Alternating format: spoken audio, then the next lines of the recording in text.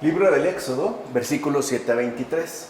Moisés levantó la tienda y la plantó fuera del campamento a cierta distancia, y la llamó tienda de la reunión. Y así todo el que quería consultar al Señor salía hacia la tienda de la reunión que estaba fuera del campamento. Cuando Moisés salía hacia la tienda de la reunión, todo el pueblo se levantaba y permanecía en pie a la puerta de su tienda, y le seguían con la vista hasta que entraba en la tienda.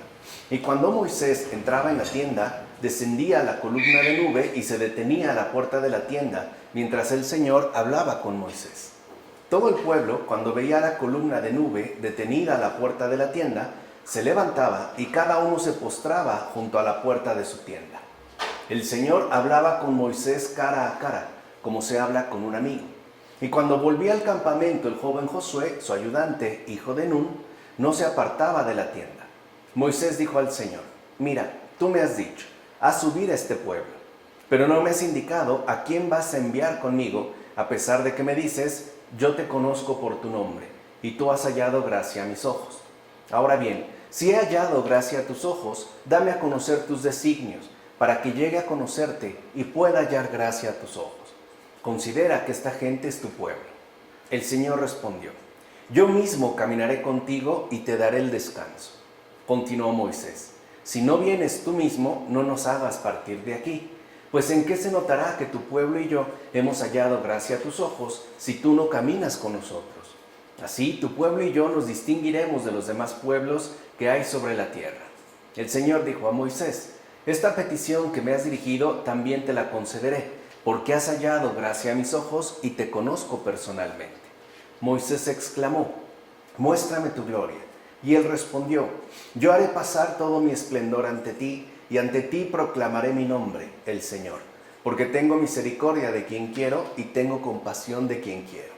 Y añadió: pero no podrás ver mi rostro, pues ningún ser humano puede verlo y seguir viviendo. Y continuó: he ahí un lugar junto a mí, tú puedes situarte sobre la roca. Cuando pase mi gloria, te colocaré en la hendidura de la roca y te cubriré con mi mano hasta que yo haya pasado. Luego retiraré mi mano y tú podrás ver mi espalda, pero mi rostro no se puede ver. Si Moisés plantó la tienda fuera del campamento, fue porque Jesús salió de la ciudad para que vosotros, saliendo de este mundo, estéis por encima de este mundo que en muchos sentidos se asemeja a un campamento provisional. En efecto, se trataba de dar a entender que nadie que esté metido en los vicios de este mundo abandona el pecado y por tanto no puede acceder a la reunión con Dios, como afirma Ambrosio en las cartas. O sea que la reunión con Dios ya desde estos versículos requiere de un abandono de aquello provisional que ciertamente puede adaptarse más o menos a cada uno de nosotros en términos, por ejemplo, de vicios. No obstante, hay que salir de esa instalación para poder acceder a la reunión con Dios, como afirma Ambrosio.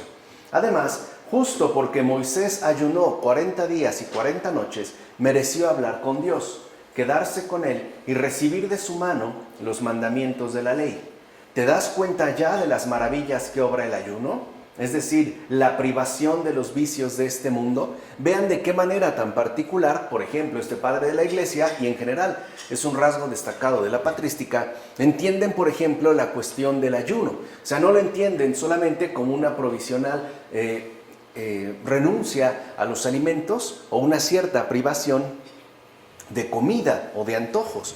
No, más bien para ellos el ayuno tiene un peso mayor y por eso precisamente es que obra maravillas más grandes en tanto privación de los vicios de este mundo. Ese sería precisamente el ayuno, o sea, el negarse a participar de todos aquellos vicios que este mundo nos intenta hacer llegar. Y tal privación es justo lo que va a dar pie también a la contemplación. Por eso asocian el ayuno con la contemplación. No es por mera debilidad del cuerpo que entre uno en un estado de cierta alteración, por ejemplo, interna, que conlleve a una especie de alucinación. No, es gracias a la privación de los vicios de este mundo que uno da paso entonces a la contemplación.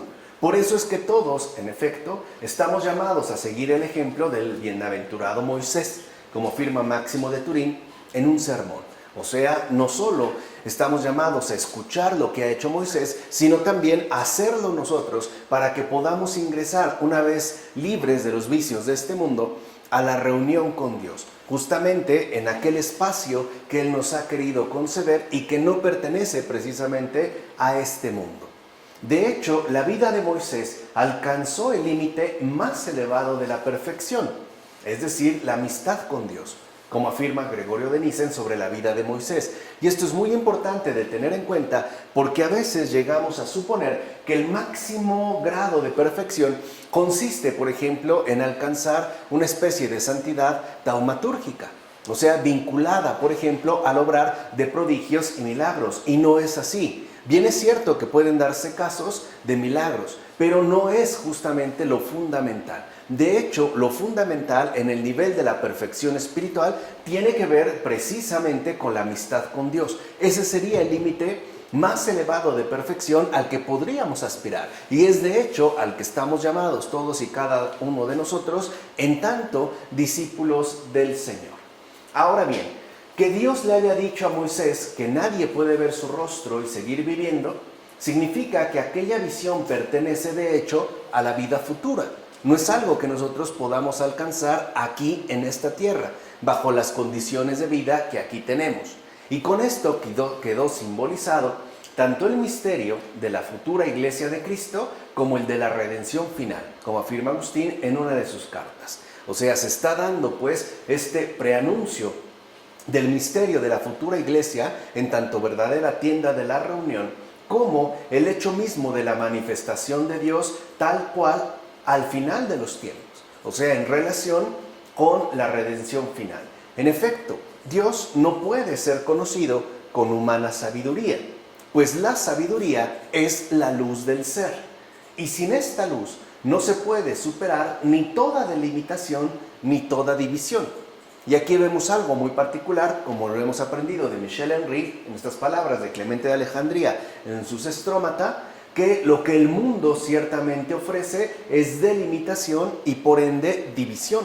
De ahí pues que si nosotros queremos acceder a la contemplación o, en palabras de Michel Henry, a la esencia de la manifestación, necesitamos un tipo de captación muy distinto al que podemos estar más o menos habituados. Esta captación es de hecho la sabiduría, porque es justo esta sabiduría la que nos permite a nosotros acercarnos a la luz del ser. O sea, no se trata de irnos por medios meramente humanos, requerimos luz. Y esta luz es la luz de la sabiduría que viene de lo alto y que en efecto nos permite tanto el acceso a la luz del ser como y sobre todo el acceso a la misma verdad. Por eso justamente se está mencionando que no se puede contemplar el rostro de Dios mediante nuestras respectivas limitaciones, sobre todo mediante una intelección, por ejemplo, fuertemente marcada, por un lado por la delimitación, o sea el hecho de que nuestra intelección solo es capaz de asumir ciertas parcialidades y mucho menos si tiene como eje central de estructuración la división, que recuerden que era la gran denuncia de Michel Henry en torno a nuestro humano pensar. Por otra parte, Moisés le dice a Dios, manifiéstate a mí. ¿Y qué otra cosa puede significar tal petición sino la anhelada contemplación de Cristo? Es decir, el rostro de Dios según la naturaleza humana. Porque en efecto, la presencia de Dios en este mundo, según la naturaleza humana, lo hace, por decirlo de cierta manera, soportable a nuestra propia condición humana. Uno puede, o muchos miraron a Cristo y siguieron viviendo, a pesar de ser ciertamente Dios. Entonces, cuando Moisés le pide al Señor que se manifieste a él, está hablando pues ya de la encarnación, ¿no? Que se apresure pues en su obra de redención. Este rostro encarnado de Dios sí puede completarse y puede uno seguir viviendo, como de hecho sucedió y como de hecho ha seguido sucediendo a lo largo de los tiempos. Por ejemplo, cuando el Señor se ha manifestado incluso visiblemente a algunos santos y santas. Y para que no quedara duda de que se trataba de Dios mismo, no olvidemos que en una ocasión su cara resplandeció como el sol y los discípulos cayeron atemorizados. De hecho, podemos decir que en esa transfiguración los discípulos no pudieron soportar esa visión, cayeron con el rostro en tierra, ¿no? Como se afirma en el Evangelio de Mateo. Así pues, si el rostro de aquel cuerpo resplandeció y los discípulos no pudieron aguantarlo, ¿cómo podría uno contemplar entonces la gloria divina tal cual es? O sea, humanamente nos resulta imposible. Moisés, por tanto, desea gran cosa, pero su deseo es aceptado, ya que en nuestro corazón hay un deseo insaciable que solamente Dios puede satisfacer. O sea, nosotros poseemos en lo más íntimo del corazón un infinito deseo, que solamente Dios puede satisfacer infinitamente también. Ahí se da pues una correspondencia entre Dios y el propio deseo. Quiere decir que nuestro anhelo, semejante al de Moisés, contemplar a Dios tal cual es, sí es aceptado. Pero habrá que reconocer que en efecto esta contemplación no corresponde a nuestro estado habitual de intelección humana. Se requiere pues del ayuno, ya lo mencionamos hace un momento, para poder ingresar al ámbito propio de la contemplación. Porque lo que hace la contemplación es, por un lado, superar la delimitación que tanto nos pesa y en particular nos ayuda a pasar por encima de la división, hasta alcanzar pues la visión en su integridad. En consecuencia, Dios acepta la petición de Moisés, o sea, no la rechaza, pero conforme a su capacidad. O sea, digamos que Dios se acomoda a la propia pequeñez humana de Moisés y le permite contemplar lo que éste puede contemplar, no más allá. Y con esto también se nos da una gran lección, como afirma Cirilo de Jerusalén en las catequesis. Dios jamás va a hacernos daño. De ninguna manera va a perjudicarnos o a lastimarnos o a herirnos.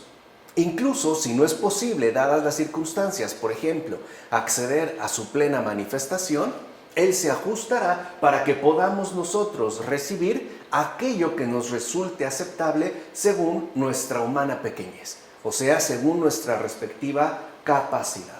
De ahí que el amor que anhela ver a Dios, incluso si no tiene discernimiento, por ejemplo, como en el caso de Moisés, porque desea gran cosa, no tiene sin embargo la entrega sincera de la piedad. O sea, aunque nuestro deseo no esté plenamente regulado por un adecuado discernimiento, está basado en una sincera piedad, la piedad de contemplar a Dios tal cual es. En efecto, por eso Moisés se atreve a decir: muéstrame tu rostro. Entonces, este es pues el sincero deseo de la genuina piedad. ¿Qué es pues lo que realmente anhela el creyente? ¿Cuál es el deseo sinceramente humano de fondo? Ver el rostro de Dios. Si hay algo que ciertamente deseamos es ver el rostro de Dios, contemplar la gloria del Señor, porque esa es la fuente de toda vida, de toda dicha y de todo gozo. Vemos, por tanto, en qué consiste ver a Dios, a saber, en que quien lo ve no se sacia jamás de su deseo. Dios no aburre. No es que uno pueda aburrirse y sentirse ya plenamente satisfecho y después, por ende, ¿no?, hacer emerger algún otro tipo de deseo distinto. En eso consiste ver a Dios. En nuestro deseo jamás satisfecho, puesto que siempre está siendo infinitamente colmado. Por eso dice el Señor a Moisés: no podrás ver mi rostro, ya que, puesto que Dios es por esencia el que da la vida, ¿cómo podrá abarcarlo por completo el que lo contempla? O sea, quiere decir que la contemplación está vinculada directamente con el aspecto intrínseco de nuestro respectivo deseo, con su colmación infinita. Pero no significa que nosotros podamos abarcar por completo en sí mismo a Dios. Porque en realidad contemplar, lo que llamamos ver a Dios, significa el ser ahora asumido por Él de manera total. De hecho, la contemplación no es tanto que uno vea a Dios, usado en nuestro lenguaje habitual, sino que ahora Dios nos permite ver tal y como Él ve las cosas, en integridad y en unidad, como afirma Gregorio de Niza en Sobre la vida de Moisés. En todo caso, esto significa que ningún viviente puede verlo en esta vida tal y como él es.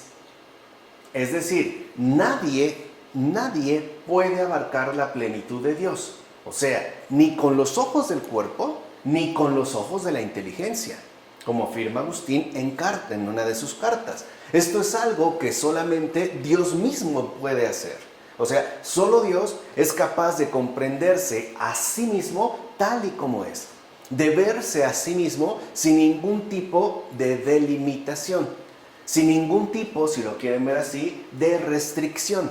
Nosotros quedamos integrados a este absoluto, a esta totalidad.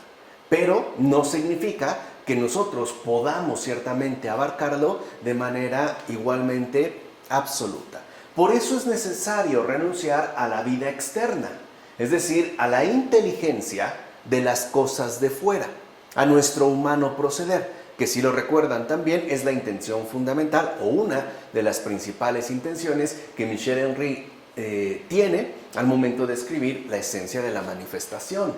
Solo así se puede llegar a ver a Dios, o como dirá Michel Henry en términos filosóficos, a captar la esencia de la manifestación. Y eso, al menos para nosotros, significa la muerte. O sea, la aniquilación, la anulación de nuestra manera acostumbrada de pensar y por ende de vivir, como afirma Mario Victorino en Contra Arrio. Entonces, para poder acceder a la captación de la esencia, es decir, para poder llegar a ver a Dios, necesitamos anular por completo esta manera acostumbrada de pensar. Ahora entienden el porqué de la relevancia de la denuncia que hace Michel Henry en torno a nuestro modo habitual de pensar, que además tiene una directa implicación en nuestro respectivo modo de vivir. Dicha muerte es, por tanto, la integridad y la pureza del corazón que ve a Dios, como afirma Ambrosio en Sobre el bien de la muerte. O sea que la inteligencia, nuestro intelecto, también está llamado a ser crucificado, a anular sus propias delimitaciones para entregarse a una vida desbordante que no corresponde con nuestras maneras acostumbradas de pensar y por ende de vivir. Así se alcanzaría entonces la integridad o bien la pureza de un corazón que ciertamente ve a Dios. Sería para la inteligencia pasar de la crucifixión a la resurrección, a la contemplación de la vida eterna. En efecto, hay que morir al mundo para vivir por siempre para Dios, como afirma Agustín en un sermón. O sea, también nosotros estamos llamados a morir para este mundo según la luz de la verdad, para que no solo tengamos, digamos, esta vía negativa, sino para que alcancemos esa dimensión positiva, de hecho, la sumamente positiva, que constituye el vivir por siempre para Dios. No se puede vivir de la manera acostumbrada y ver a Dios. Hay que morir, digamos, a esa costumbre arraigada para poder acceder a la iluminación, ¿no? A la luz del ser. Y esto también requiere pasar, pues, de las tinieblas a la luz, de la ignorancia a la sabiduría. Ahora bien, la roca en cuya hendidura fue metido Moisés era Cristo. En efecto, esta peña que es Cristo no está cerrada por todas partes, sino que tiene una hendidura. Y es justo tal hendidura la que revela y hace a los seres humanos conocer a Dios. Ya dijimos, de acuerdo a nuestra humana capacidad. ¿O no es verdad que nadie conoce al Padre sino el Hijo? Al afirmarse esto en el Evangelio de Mateo, se está afirmando implícitamente que este Jesús es Dios, porque solo Él abarca a Dios en sí mismo y lo ha contemplado, lo conoce tal y como Él es decir, en tanto Padre. Por eso nadie puede ver a Dios si no es a través de esa hendidura que es el Hijo, como afirma Orígenes en los comentarios al Cantar de los Cantares. Entonces vemos ahora cómo se confirma el deseo de Moisés. Muéstrate a mí. Lo que dijimos, ¿no? Solicitando es la encarnación del Señor. Porque a través del Señor es que uno puede entonces puede uno acceder a la contemplación del Hijo y por el Hijo a la contemplación del Padre. que es justo lo que Jesús le confirma a Felipe cuando le dice, nadie, ¿no? Quien me ha visto a mí, ve al Padre. O cuando dice, nadie va al Padre si no es por mí, se está refiriendo justamente a esta contemplación. Es, digamos, la hendidura o ese espacio abierto que sí nos permite acceder a la contemplación. Capítulo 34, versículos 1 a 9. El Señor pasó delante de él proclamando, Señor, Señor, Dios compasivo y misericordioso, lento a la cólera y rico en misericordia y fidelidad, que mantiene su misericordia por 1000 generaciones, que perdona la culpa, el delito y el pecado, pero nada deja impune, pues castiga la culpa de los padres en los hijos y en los hijos de los hijos hasta la 3ª y 4ª generación. Recuerden que este es el nombre del Señor. Él dijo, yo pasaré proclamando mi nombre. ¿Qué significa que el Señor diga ahora por medio de Moisés que castiga la culpa de los padres en los hijos y en los hijos de los hijos? Porque al parecer es lo primero que nos llama la atención y no el hecho de que se manifieste como misericordia. Bueno, esta sentencia posee un sentido que requiere el camino del discernimiento. Este camino es aquel que instruye el ánimo del oyente. En efecto, bien es cierto que heredamos el pecado original de nuestros padres, ¿no? Ya empezó el camino del discernimiento, o sea, ir dejando en claro las cosas paso a paso. Y si no somos lavados con la gracia del bautismo, llevamos incluso los pecados de nuestros padres, ya que al menos hasta ese momento somos uno con ellos. ¿O acaso no es verdad que los hijos incluso imitan y, mejor dicho, reproducen nuestras costumbres, nuestros modos? No solo los aires de familia en términos de parentesco, sino también las actitudes, incluso los modos de hablar y en general los comportamientos que ven de sus respectivos progenitores. Así pues, castiga la culpa de los padres en los hijos, mientras nuestra alma está manchada con el pecado original. O sea, no es por una cuestión meramente injusta, sino por una repetición ciertamente asumida, porque aquello que los padres realizan, los hijos también lo siguen realizando. No obstante, a partir de que somos bautizados, las culpas ya no son nuestras, son ya nuestras, perdón. Es decir, según ahora serán las culpas que nosotros mismos hemos cometido. Ya no es por una continuidad ininterrumpida, por una herencia, pues, malvada, sino por la responsabilidad asumida en torno a la propia culpa. No debemos olvidar lo siguiente, que todo malvado que imita la culpa de sus progenitores se hace reo de su propio delito. O sea, si, por ejemplo, una persona aprende a robar o a defraudar porque eso es lo que ha visto de sus padres, él mismo se hace reo de su delito, porque llega un momento en el que ya no lo hace por mera emulación, sino por propia convicción. ¿Se entiende? Entonces ya acarrea la responsabilidad de su respectivo proceder. O sea, ahora ya le corresponde volverse reo de su propio delito. Ya no solo es lo que ha visto o lo que ha asumido, por ejemplo, de parte de los padres, sino aquello que ahora realiza en términos de voluntad propia. Así pues, es común que los pecados de los padres sean imitados por los mismos hijos, ya que los vicios se suelen extender de unos a otros. El vicio es contagioso, ¿no? Es pegajoso, se adhiere fácilmente a las personas. De hecho, eso es propio de la malicia, el contagio.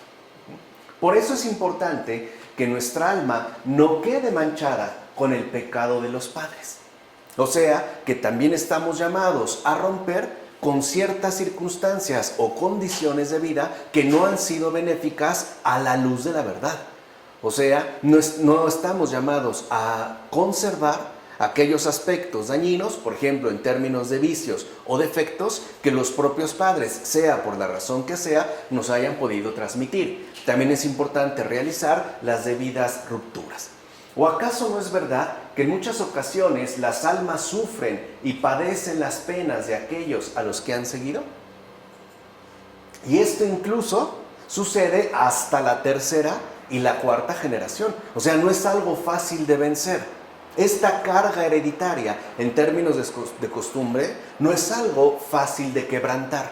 Tiende a perpetuarse, tiende a adherirse fuertemente, incluso, ¿no?, bastante tiempo. Por eso se hace la referencia a la tercera y la cuarta generación. Ya dijimos, en estos casos, reos pues del delito propio, el delito cometido ya por voluntad propia, porque sí tenemos la capacidad de oponernos, como afirma Baterio en la explanación al Éxodo. Versículos 10 a 26 de este capítulo 34. Cuida de no establecer pacto con los habitantes del país en el que vas a entrar, para que no sean como una trampa para ti. No te harás dioses de metal fundido. Guardarás la fiesta de los ácimos. Durante 7 días, como te he ordenado, comerás panes ácimos en el tiempo establecido, en el mes de Abib, porque en el mes de Abib saliste de Egipto. Todo primer nacido es mío. 3 veces al año comparecerá todo varón ante el Señor, Dios de Israel.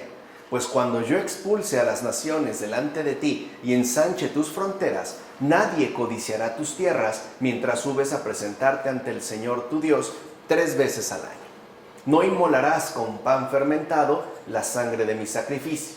No guardarás hasta el día siguiente la víctima de la fiesta de Pascua. Llevarás a la casa del Señor tu Dios lo mejor de las primicias de tu tierra. No cocerás el cabrito en la leche de su madre. Son como indicaciones muy puntuales. Mira, ciertamente creemos que por la gracia del bautismo se nos han perdonado todos los delitos y pecados. Pero si después establecemos amistad con los mismos vicios y pecados, por ejemplo, prestándoles algún tipo de consentimiento, entonces esta relación nos va a acarrear la perdición. Por eso es que se nos indica en estos versículos no entablar amistad con la gente extraña del país al que hemos de ingresar. En el caso, por ejemplo, del creyente, se trata del ámbito espiritual, donde hay presencias malévolas con las cuales no debemos pactar ningún tipo de amistad. No se debe mantener ningún tipo de trato, hablando en particular del pecado y de las tentaciones. No olvidemos, por tanto, lo siguiente: con el bautismo no desaparecen las trampas del pecado, así que no debemos establecer pacto con él. Entonces vean, el bautismo, en pocas palabras, nos va a librar de todos los pecados y delitos, pero no así de las tentaciones, por la simple y sencilla razón que una tentación bien abordada puede promover o aumentar el vigor de nuestra respectiva virtud. En pocas palabras, puede ser de provecho para cada uno de nosotros. Por eso es que requerimos un buen discernimiento espiritual dentro de nuestro combate ordinario. Entonces no quiere decir que ya se borró absolutamente todo. Seguirán habiendo trampas, seguiremos teniendo tentaciones, pero lo que estamos llamados es a reafirmarnos en el bien y por ende a rechazar cada vez con mayor contundencia el mal. O sea, no podemos ya pactar de ninguna manera con esos seres extraños, como afirma en un sermón Cesáreo de Arles. Ahora bien, cuando se menciona la prohibición de hacer dioses de metal fundido, se refiere a no ceder a la tentación de circunscribir a Dios a nuestros propios parámetros. O sea, no querer hacer de Dios una idea propia, según, volvemos a repetir, nuestras delimitaciones y nuestras respectivas constricciones. No es solo porque se trate de una figura, sino porque estaría modelada según nuestra humana prescripción, según, si lo quieren ver así, nuestra humana comprensión. Por eso se nos invita a ver lo invisible, a no quedarnos retenidos dentro del campo definido de lo visible. O sea, se nos invita a tener pues una vida mucho más espiritual, una vida de hecho basada en la contemplación. En efecto, lo que se prohíbe, fíjense en este caso, al decir que no se harán imágenes de metal fundido, lo que se prohíbe es poner como medida de Dios el ingenio humano. Eso es lo que está prohibido, que hagamos de Dios algo inventado por nuestro respectivo ingenio, sea de la manera que sea, como lo dice muy acertadamente Juan Damasceno en los discursos sobre las imágenes. Versículos 27 a 35 del capítulo 34. El Señor dijo a Moisés: escribe estas palabras, porque a tenor de ellas establezco alianza contigo y con Israel. Moisés estuvo allí con el Señor 40 días y 40 noches. No comió pan ni bebió agua, y escribió sobre las tablas las palabras de la alianza, los 10 mandamientos. Cuando Moisés bajó del monte, llevaba en su mano las tablas del testimonio, pero no sabía que su rostro se había vuelto radiante por haber hablado con el Señor. Al terminar de hablar con ellos, Moisés se cubrió el rostro con un velo. Cuando Moisés entraba en la presencia del Señor para hablar con él, se quitaba el velo hasta que salía. Y al salir, transmitía a los hijos de Israel lo que el Señor le había ordenado. Los hijos de Israel veían que el rostro de Moisés se había vuelto radiante. Él volvía a cubrirse el rostro con el velo hasta que entraba para hablar con el Señor. Para empezar, con este relato de Moisés se dibuja para ti una gran parábola. En efecto, el rostro radiante de Moisés es un signo de la vejez que rejuvenece en el Señor, como afirma Efrén de Nisibe en los signos sobre el paraíso. Recuerden que para estas fechas Moisés ya es bastante mayor. De hecho, podemos decir que ya era prácticamente un anciano. Y no obstante, aquí lo que se nos indica es que también el Señor es fuente literalmente de eterna juventud. Es fuente de rejuvenecimiento en base al trato constante, cercano y amistoso mantenido con Él. Ciertamente, hermosa es toda alma que brilla según las virtudes. Pero la belleza verdadera y más amable se encuentra en la naturaleza divina. Es lo que habíamos visto con Dietrich von Hildebrand en su momento. No basta con ser buenos, hay que ser santos. Porque la pura bondad brilla según las virtudes. En cambio, la santidad resplandece según la gloria misma de Dios. Pasaríamos, pues, de lo moral a lo espiritual. No es que éste quede descartado, es que es inferior en términos cualitativos. De hecho, quien mire fijamente su esplendor y su gracia, o sea, de la naturaleza divina, recibe de ella misma una especie de tintura que le colorea el rostro con un brillante esplendor. Por eso el rostro de Moisés se volvió radiante, ya que se hizo partícipe de aquella belleza al tratar con Dios. O sea que una vida auténtica de oración también nos embellece, porque la oración es participación en la vida misma de Dios. Por eso también debe tener una incidencia de belleza, de resplandor, no solamente según el recto obrar, o sea, no solo según el brillo de las virtudes, sino la luz misma de la verdad, o sea, según la belleza misma de la santidad. Entonces, Él es el verdadero esplendor y vigor del alma humana. Por eso es que nos es tan sustancial la oración, como afirma Basilio de Cesarea en las homilías sobre los Salmos. Ahora bien, mientras uno no se convierta a la comprensión espiritual, un velo está colocado sobre el corazón. Con este velo, la inteligencia permanece como embotada y por ende, asimismo considera que la escritura está velada, tal y como ocurrió con Moisés cuando hablaba al pueblo en voz alta de la ley con el rostro cubierto. O sea, para ellos la ley no era algo claro, tampoco era algo nítido, como sí lo era para Moisés. Por eso era el gesto de cubrirse el rostro. Con ello se quería dar a entender lo siguiente: que era necesario volverse al Señor más allá del propio Moisés. Es algo que no ocurrió. Si ustedes lo ven hasta la fecha, en los grupos ortodoxos, por ejemplo, del judaísmo, el eje o la figura fundamental de su respectiva religión es Moisés. Y por eso van a hablar de la ley de Moisés. Entonces, lo importante, al quedar también velado el rostro de Moisés, es que se tuviera una comprensión espiritual y se pusiera toda la atención no en Moisés mismo, sino en aquel que de hecho lo había mandado.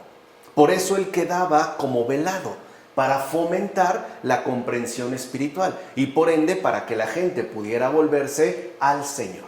De hecho, es ahí, es decir, hacia la palabra de Dios, a donde Moisés quiere dirigir al pueblo entero, no a sí mismo. Y ahí se destaca una vez más su respectiva humildad.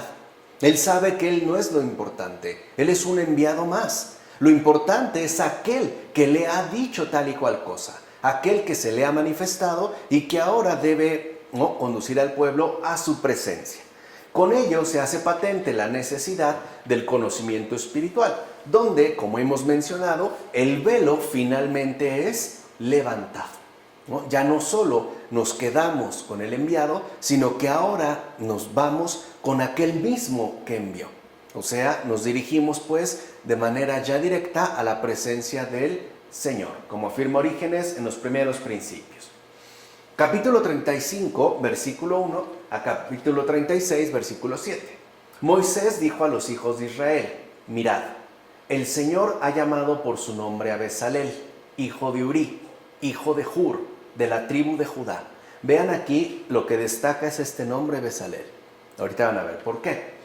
Le ha llenado de espíritu de Dios, dotándole de sabiduría, inteligencia y experiencia en toda clase de trabajos, para idear y realizar proyectos en oro, plata y bronce, para labrar piedras de engaste, para tallar madera y realizar cualquier trabajo artístico. Quiere decir que Bezalel es ahora el protagonista de los últimos retoques del tabernáculo, en la tienda de la reunión, y todo pues lo que implica. Ha sido dotado a la manera de un gran artista, con sabiduría, inteligencia y experiencia. Bezalel fue aquel a quien se le encargó la construcción del tabernáculo y por tanto se convirtió en el constructor de las cosas que allí se recuerdan. No obstante, todo lo hizo porque se le concedió la gracia para hacerlo y por mandato de Moisés. O sea que Bezalel tampoco pone manos a la obra por cuenta propia. Lo pone porque Moisés mismo se lo ha mandado y porque se le ha concedido la gracia para hacerlo. También nosotros debemos de conservar esta humildad. Se nos ha dado gracia para realizar ciertas cosas, pero no necesariamente para realizarlo todo. Y mucho menos aún quizá se nos ha mandado que lo hagamos. Así pues, a él le fueron encomendadas tareas que antes ni se atrevía a realizar, porque no era capaz, pero una vez que recibió la facultad para obrar con una fuerza suficiente para llevar todo a cabo, entonces sí, se va a convertir en el constructor de las cosas. O sea, él es el constructor según la fuerza recibida graciosamente desde arriba. Él es pues un constructor por gracia de Dios. Y no es el constructor de cualquier cosa, sino nada más y nada menos que del corazón mismo del antiguo pueblo de Israel, el tabernáculo, como afirma Gregorio de Niza en Contraeunomio. Bezalel es por tanto figura del Espíritu Santo, porque será él quien realizará la obra de la encarnación por pura gracia. O sea, es una obra proveniente de manera plena de lo alto. Ahí no tiene nada que ver la intervención humana. Todo ha sido obra de Dios mismo. En el caso justamente de la obra de la encarnación. Entonces vean, como si en efecto se estaba hablando de la relación de la manifestación del Padre y del Hijo, hacia el final del Éxodo nos encontramos con la figura del Espíritu Santo, que es también como un señalamiento hacia la condición, la naturaleza trinitaria de Dios mismo, Padre, Hijo y Espíritu Santo. Versículos 8 a 19 del capítulo 36, para que vean cómo se confirman. Hizo 50 broches, acuérdense, ya es Bezalel, ¿no? Hizo 50 broches de oro y unió los tapices uno con otro, de modo que el tabernáculo formara un todo. ¿Quién sino es el Espíritu Santo, fuente viva de unidad inquebrantable?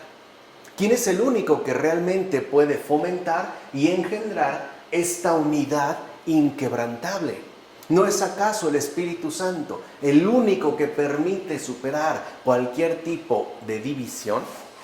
Por eso la captación a la que nos invita Michel Henry en la esencia de la manifestación y en general en cualquiera de sus obras es la luz del Espíritu Santo. Es el intelecto agraciado con la presencia misma de Dios Espíritu Santo. Es, si lo quieren ver así, la inteligencia iluminada, pero no por esfuerzo propio, sino por gracia, en base a la receptividad. Recuerden que ese es el término central en la propuesta de Michel Henry. Por eso Bezalel unió 50 broches de oro, ya que el número 50 designa la verdadera paz del Espíritu Santo. Esta paz se alcanza cuando las partes están por fin ensambladas y por ende unidas entre sí. ¿Por qué no hay paz en este mundo? Porque las partes que lo componen, las naciones, los pueblos, las personas mismas, no estamos unidas entre sí. Estamos más bien separadas y cada vez al parecer más marcadas por una grave y preocupante división. No es tal obra la eterna caridad y la clara eternidad de la suma quietud. Cuando todo está finalmente ensablado, unido entre sí, no lo que viene a continuación es la paz. No es este, digamos, signo de eternidad en tanto suma quietud. De hecho, solamente en Cristo todo se ha hecho uno solo, ya que Él es el reino celestial cuya iglesia busca alcanzar. De hecho, en la iglesia todo está como engarzado para que ésta se perfeccione según el ensamble de la inspiración salvadora que obra el Espíritu Santo. Vean también ya como desde esos tiempos, con Beda, sobre el tabernáculo, se capta muy bien el hecho de que la iglesia está ensamblándose, se está perfeccionando gradualmente según la inspiración salvadora del propio Espíritu Santo. Está pues guiada por Dios.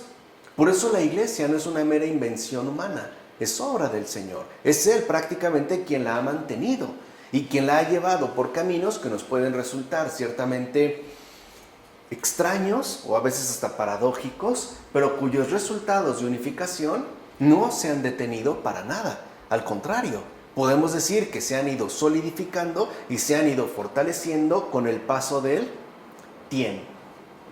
Capítulo 36, versículos 20 a 34. En el lado posterior del tabernáculo puso 6 tablones y otros 2 en los ángulos posteriores del tabernáculo. Estos iban unidos desde abajo hasta arriba en una sola pieza, formando así los 2 ángulos del tabernáculo. Eran pues 8 tablones con sus 16 basas, 2 debajo de cada tablón. Hizo también unos travesaños de madera de acacia, 5 para sujetar los tablones de un lado del tabernáculo, 5 para los tablones del lado opuesto y 5 para los del lado posterior al poniente. Hizo el travesaño central a media altura de los tablones, de modo que pasara de un extremo a otro. Vemos pues una precisión arquitectónica. ¿Qué es en general? ¿Cuál es la idea que aquí se está transmitiendo? La unidad. De hecho, lo primero que podemos ver es que la iglesia es de una sola pieza. No obstante, puesto que está formada por justos y pecadores, ahí está el ensamble que habíamos mencionado, ambos miran hacia el poniente, es decir, hacia el mar. ¿Se acuerdan qué es la ubicación que se mencionó en los versículos anteriores? Mirando hacia el poniente. Se trata en este caso del Mar Rojo, donde estaba colocado el tabernáculo, mirando hacia el Mar Rojo, donde unos perecieron y otros más bien reinaron con el Señor. Porque recuerden que el Mar Rojo para unos fue condenación y para otros fue salvación. En efecto, en dicho mar fue sumergido el faraón con su ejército, mientras que el pueblo de Israel, salvado por el Señor, subió al monte Sinaí e hizo el tabernáculo. Entonces, la iglesia, formada de una sola pieza, está conformada por justos y pecadores. Unos, salvados por el Señor, contribuyen, a la reunión del pueblo que Dios mismo ha convocado. Otros, por el contrario, al mantenerse aferrados al pecado, al no querer renunciar pues a sus respectivos vicios, se van como sumergiendo al momento de llevar a cabo este paso. Por eso la cara occidental del tabernáculo mira al mar cuando la iglesia, coronada en Cristo con la perfección de las buenas obras, contempla con mirada libre los vicios y los castigos de los impíos, como afirma Beda en Sobre el Tabernáculo. Y en efecto, haber alcanzado el monte Sinaí con Moisés y haber accedido al tabernáculo nos permite mirar ahora libremente los vicios y los castigos de aquellos que no quieren renunciar al pecado. E incluso también nos hará inflamarnos de misericordia para suplicar por ellos. Porque la idea es que todos nos salvemos, no que uno quede finalmente a resguardo. Recuerden, en la iglesia no hay lugar para posicionamientos individualistas, ¿no? O todos o ninguno, prácticamente. Además, se debe creer que el travesaño central era la fortaleza de todo el tabernáculo. Todo lo que lo sostiene, pues, es este travesaño central. Y por eso está colocado al centro. Es, pues, ¿no?, quien recibe, si lo quieren ver así, todo el peso. Es la columna. De hecho, este travesaño anuncia figuradamente a nuestro Redentor, el cual abarca de un extremo a otro porque extiende su salvación a todas partes. O sea, comenzando por el pueblo judío hasta finalmente llegar a todos los demás pueblos. Desde el centro, que es Él, a todos, ¿no?, digamos, los extremos del mundo, hasta abarcar el mundo entero. Así pues, con toda razón, se puede tomar la ley como el travesaño angular. Por cierto, lo mismo que en los profetas es la piedra angular. O sea, en el caso de la ley, se habla del travesaño angular, central. En cambio, en los profetas se habla de la piedra angular. Por supuesto, la piedra angular se refiere al templo construido por Dios con piedras vivas, mientras que el travesaño central se refiere al tabernáculo construido con tablas incorruptibles, es decir, con las almas de los elegidos libres de toda corrupción. Pero en ambos casos están involucradas personas. En el caso del templo, por ejemplo, son las piedras vivas, los verdaderos justos, los verdaderos fieles del Señor. En el tabernáculo se utiliza todavía un material más suave, como es la madera, de hecho la madera de acacia, pero consideradas tablas incorruptibles, ya que también se trata de estas almas que han optado por ser enteramente fieles a Dios el Señor, y por ende a quedar libres de toda corrupción, alejadas pues de todo pecado. Capítulo 36, versículo 35 al versículo 16 del capítulo 37. Compuso el velo de púrpura violácea, púrpura escarlata y carmesí, y de lino torsal con querubines artísticamente elaborados. Bezalel fabricó el arca con madera de acacia. Fabricó también los utensilios que habían de estar sobre la mesa, las fuentes, las escudillas, los tazones y las jarras de libación. Todo ello de oro puro. Vean cómo Bezalel es el único constructor ya literalmente del tabernáculo. Tanto en su aspecto arquitectónico como incluso en los utensilios. Incluso no solo trabaja la madera, sino también el oro puro, lo mismo que la tela. Sabemos pues que para el tabernáculo de Dios se construyeron utensilios por mandato del propio Señor. Las fuentes, por ejemplo, significan la abundancia de doctrina que ciertamente ha de ir siendo recogida con cuidado en tazones, jarras y escudillas. Es decir, esta abundancia de doctrina pues será recogida según las posibilidades de cada quien. A lo mejor alguien tiene un gran tazón, pero alguien tiene una jarra más grande, o alguien tiene una pequeña escudilla, no importa. Lo que importa es recogerlo de acuerdo a nuestras respectivas posibilidades.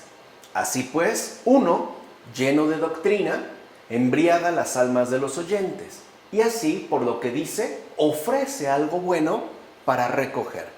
Quiere decir que entonces Dios nos ofrece, de hecho llegará al punto de ofrecerse a sí mismo, y a nosotros nos tocará el recoger aquello que Él mismo nos está haciendo llegar, ¿no? Por eso era tan importante tener en cuenta no solo la donación por parte de Dios, sino la receptividad que a nosotros nos corresponde.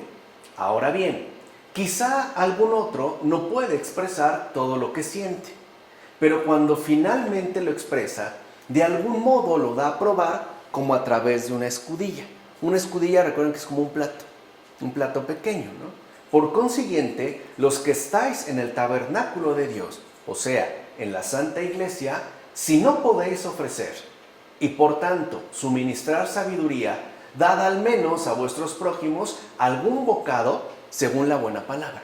O sea, algo tenemos que dar, algo bueno. O podemos dar mucha doctrina, podemos también hacer llegar mucha sabiduría, o por lo menos una buena palabra, un mínimo gesto de caridad. Todo esto con la gracia de Dios. Traed pues a los demás a esta fuente provechosa y desead siempre tener compañeros en los caminos del Señor, como afirma Gregorio Magno en las homilías sobre los evangelios. Quiere decir que esta fuente no es para quedar autosatisfecho, es para compartirla con todos. Y si no pueden, por las razones que sean, llegar a la fuente, entonces a nosotros nos corresponde llevarle todo lo que ahí se ha ofrecido, estén donde estén, que es de hecho, ¿no?, el perfil fundamental del misionero cristiano. Por eso Jesús envía a sus discípulos a llevar la buena nueva. Ahora ellos deben portar la fuente en su interior y repartirla entre todos aquellos que salgan a su encuentro. De tal manera que algunos tomarán más, algunos menos, pero a todos lo importante es que se les ha hecho llegar. Así pues, es importante también tener siempre vivo el deseo de tener compañeros nuevos, ¿no?, en los caminos del Señor. Conversos. Capítulo 37, versículo 17, al capítulo 38, versículo 38. Labró, recuerden que sigue siendo Bezalel, labró también el candelabro de oro puro. Construyó también el altar del incienso de madera de acacia. Construyó el altar de los holocaustos con madera de acacia. Construyó la pila de bronce, con su basa también de bronce, y con los espejos de las mujeres que servían a la puerta de la tienda de la reunión.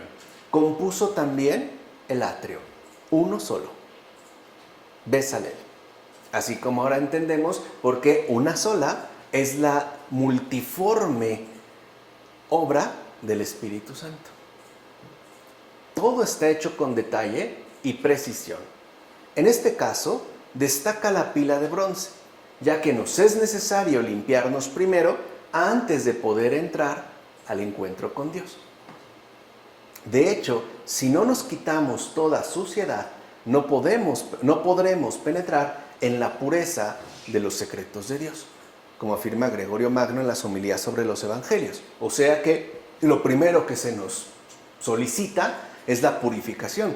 Tenemos necesidad de limpieza, y de una limpieza que ciertamente no solo es exterior, sino que también es interior. Necesitamos presentarnos ante el Señor limpios de cuerpo y alma, en una sola integridad. Por eso destacará en este caso la pila de bronce, porque nos es necesaria la purificación para poder entrar al encuentro del Señor.